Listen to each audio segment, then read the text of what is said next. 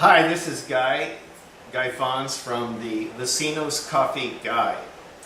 And I get to do my passion, and that is train you and show you why I have settled in what I brew each different day and size and different amounts of coffee with. As you know, I'm committed to the stainless steel brew cone. And I have several different brew cones in front of me today. And we're going to look at the difference between them all and how you brew with a different design of each one. And each one is going to be in its own segment. But I'm going to start today by showing you the difference between the different cones and discuss the one we're coming to today. And that is the Able filter. Now, I started off thinking I was going to get a full-bodied cup of coffee. That is a coffee that had a little bit of sediment and more particles in it. And it's a fuller-bodied cup of coffee because all of these cones let the oils through, where a paper filter will absorb the oils and not let them through the cup. Now you're going to hear terms like if you want a full-bodied cup or if you want a clean cup. And some people will even refer to what I like as full-bodied as a dirty cup. Well, I don't think that sounds very appealing, so I'm talking full body and clean. And I'm really not into the clean coffee with paper filters, and so I have a prejudice going, and so it's driven me to give you different brew methods, all with stainless steel cones. And so because of that, I've got a little bit more of a background in the stainless steel cone. So today we're going to discuss the Kone cone. This is the third generation. Actually, I thought I was into the Able cone when I was really into the Kone filter. I purchased my first cone from Kone. And I thought maybe it was the same guy that worked for Kone, Keith, who did the Able filter. And that was working for Kone and helped them design, but maybe he did. I don't know if that's true. I don't think that's true. I've researched and tried to find some history, and I can get back, or you can tell me if you know. So we're going to look at the third generation of the Able cone. The third generation came out with a plastic molded plastic that's food grade with a bottom in it that's not just wrapped in a cone that's had a point. The first generation had a point and did not have this filter. And then he changed the sizes of the holes. So what you're dealing with from first generation to third generation of the Able cone is the amount of holes and the size of the holes. So he's experimented and come up with a third generation which he prefers. And I don't know if he's got another generation. I really don't know. As you grow in coffee, things keep developing, and he might be doing that. So today we're going to talk about the Able cone. Now this is primarily used in what is called the hourglass method, or some people call it this is a Brewista, but most people call it the Chemex. And the Chemex is a different brand, and I'm going to get into that with you and why I use the Brewista. It has a different aeration method to let the air come through as you brew and pour that the Kone doesn't. It has an acrylic wrapped neck instead of a wood. And so, and they're a little cheaper, and I break them often, so here I am with a Brewista. So, we're going to start brewing as we look at the different bases of all of these with the different holes in the bottom and some no holes. And so we're going to look at the difference between the holes in the bottom and the no holes and how that works out in your cup. So we're going to start with the hourglass, but if you're like me, with Kone, I have broken many of these, and actually this one here has a break because you only have to bump these or break them as you wash them, and you're going to go through lots of these. So what I did is I like the Kone and the cup it produces, a full bodied, and so I started getting into the Hario, which has a bigger hole in the bottom. And I started finding, oh, this will work with this. So I started brewing my coffee through a Hario filter, and I can use the Able filter in the cone of the Hario. And you will notice this is a number 3. The number 2 doesn't really fit. I don't know if you can see that, but it sticks up at the top. And so I bought a plastic number 3. Why plastic? Well, I like plastic because number 1, they don't break, and it produces the same design that keeps the filter away from the sides, so it can come out the sides and run down. I like it better because it doesn't absorb heat. You can touch this while it's brewing and turn it and hold it, and that gets hot. So I choose the plastic for more than one reason. And I prefer because it doesn't absorb the heat and it doesn't break. So that's why I started using the Able, I started using the Kone, and then found out, wow, I don't like this sharp point. It sticks you, can draw blood. The top didn't have this and it could cut you.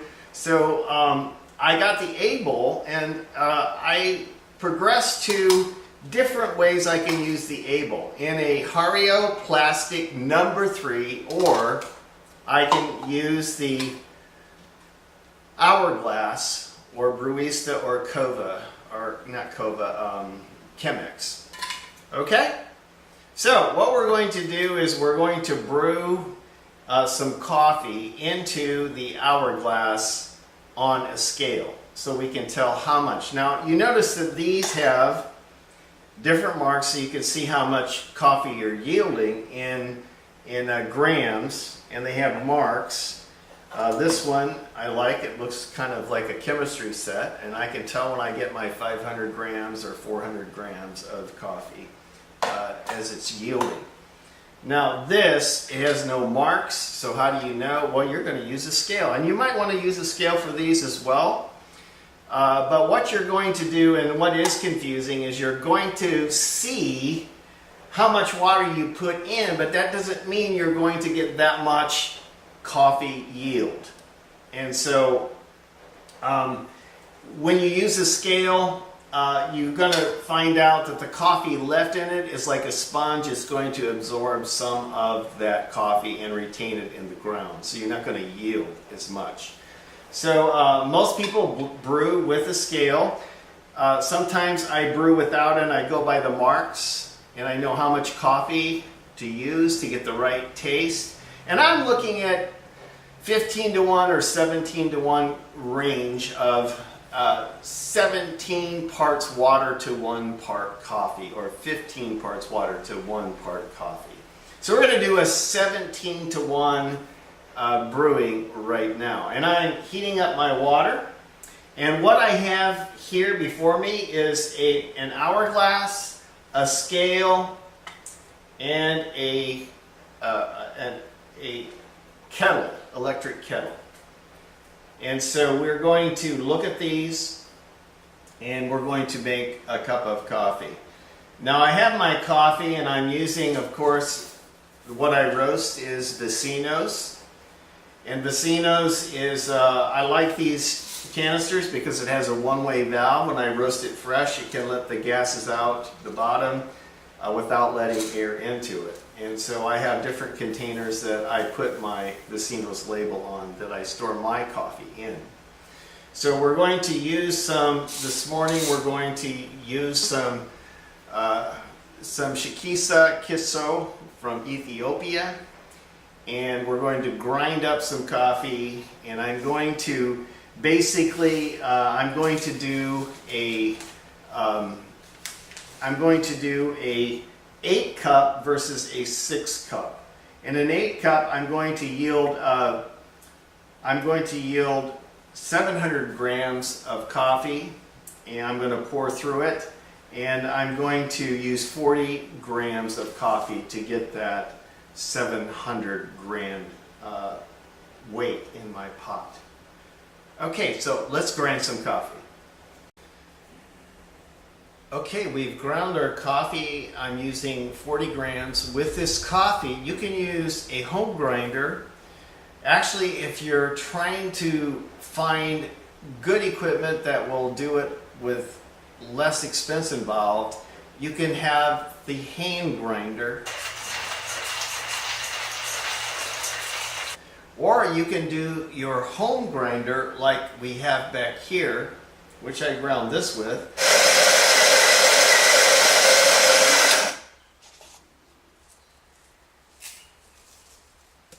Or you can use a commercial grinder.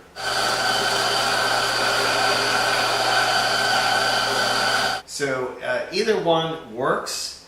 I can remember it takes so long when you hand grind that I went to a friend's house when I was traveling, and I went to the garage to see his 68 Camaro, and I said, "Hey, do you have a drill?" And I took the handle off and I put the drill on the top and pulled the trigger and let the drill do the turning, and it still takes a long time. So anyway, there's all these different options for you to grind coffee. Now I'm taking 40 grams of coffee, and the grind is going to be medium fine, and we'll put that on the screen for you, medium fine, and this is kind of what it looks like.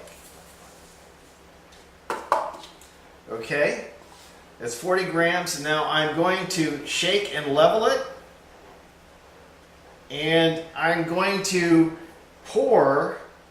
actually pour this for about 30 seconds. I'm going to let it sit for 30 seconds, but I'm going to do about 100 grams of water. This is at 201, and I'm going to start in the middle, and I want to saturate the grounds, and I want to pour about 80 to 100 grams of water, and I want the grounds all to be wet. And I'm going to let that sit now for about 30 seconds. And this is called the bloom. The bloom is when the coffee gets wet, and chemically things are released when the coffee is wet. And you'll notice that you want to use fresh roasted coffee. You want to grind it fresh. You don't want to grind it 2 days ahead, a day ahead, or even an hour ahead.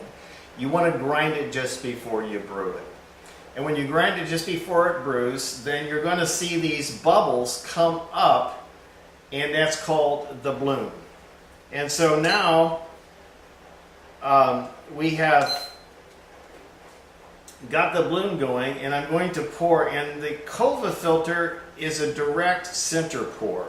So you pour it in the center, but now with the new Kova, he has designed this where it's more forgiving than the old first generation Able filter, or the Kova that I had was not as forgiving. So it was the center pour.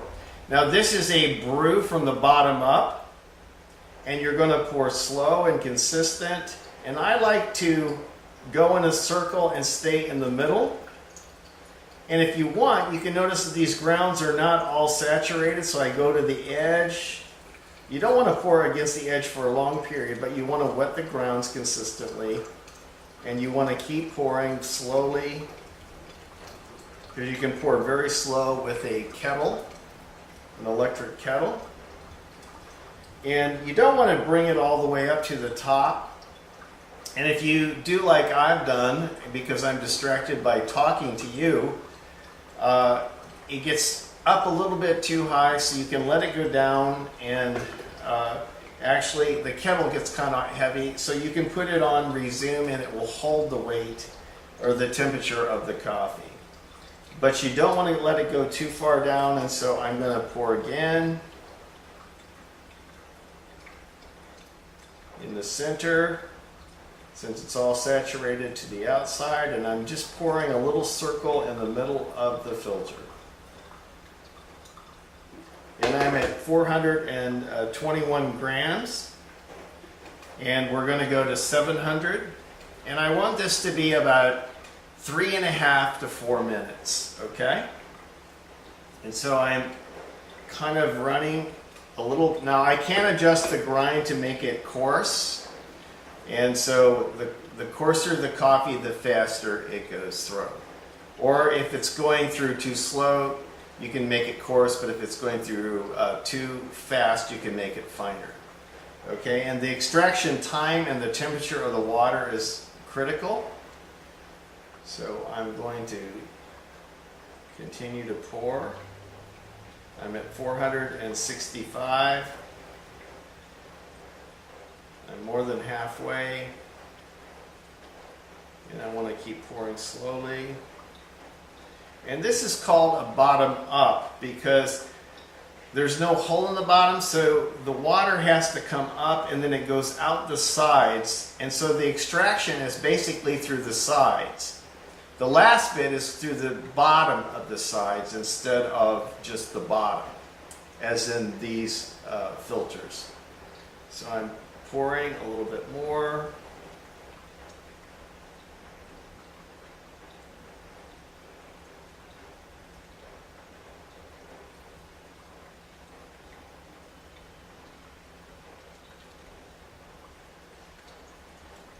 Okay, I'm at almost 600. There's over 600.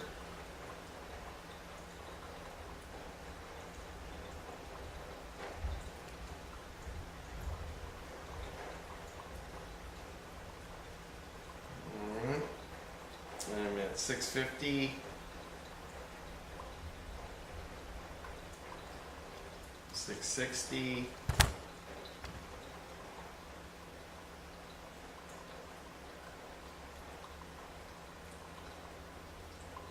And there I'm at 700. So now,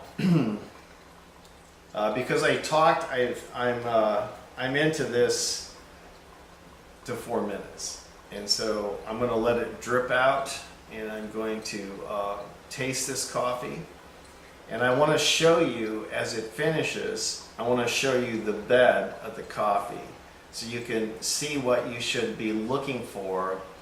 And hopefully you're not distracted like I am and pouring too fast because I'm talking. But you want to go slower than what I've just shown you here. So this isn't horribly out of all, but I want you to enjoy and get the best out of that coffee that you can get. So I like the natural, not the washed coffees, and I like the fruity notes. And I love the Ethiopian coffee. So I think I'm done. And I can take this now. And the nice thing is, with the Kone, you can take your knock box and you can just turn it upside down and knock it into there. Now you can take what's left of this and you can rinse it because you want to get the grounds out while they're hot. All right, there you go. And now what I like to do is I like to take this coffee, and you'll see that this has an air spout so that you can pour easily from this side. For brewing, it lets air in, and these ribs keep the filter away so it doesn't touch and restrict. And now I'm going to take my thermos, which has had coffee in it earlier today, and I'm going to take my preheated thermos and I'm going to pour this coffee into my thermos. I want it to stay warm for me, And here's something I want to show you, and this is what the hourglass does. It actually runs uphill a bit, and you can actually see the sediment right here in the bottom. And so if you don't like the sediment, you may want to just not drink the very bottom. You may want to dump that out. But as if you've done cupping, the coffee sits on the grounds for 8 minutes while the water is cooling as you taste it at different temperatures, and it does produce a sweetness about it. And so this is a little bit I spilled on the outside, but you can see the sediment in this coffee. So if you don't like the sediment, don't pour it in. If you do like it, and if you like coffee like when you cup it, just go ahead and put it in. This actually gives me about 22 to 24 ounces of coffee.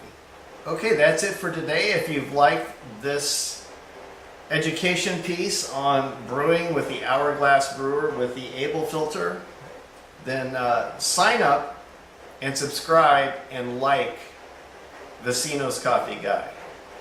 Thank you.